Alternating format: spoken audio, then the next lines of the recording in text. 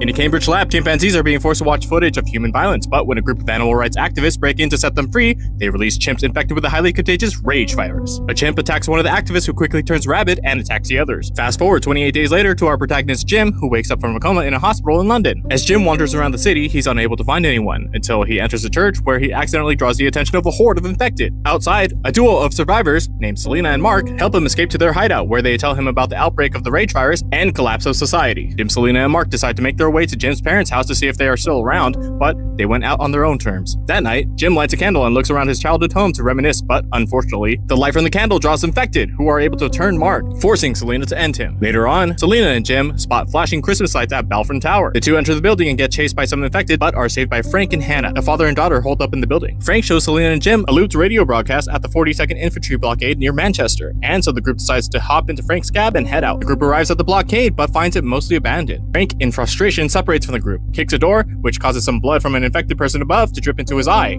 and causes him to turn. Military soldiers suddenly appear to put Frank to rest, and take the group to a fortified mansion where they are introduced to Major Henry West, their leader. That night, West reveals to Jim that the broadcast is actually meant to lure women for the soldiers, which puts Selena and Hannah in danger. Jim is captured and taken to the woods to be put down, but a fight breaks out that leads to Jim's escape. He heads back to the blockade and activates the siren, causing the infected to begin to swarm the area, and eventually attack the mansion. During the chaos, Jim is able to set Hannah and Selena free, and they escape the mansion in the black cab. After, it is day, and the group is in the countryside trying to get the attention of a passing jet, ending 28 days later.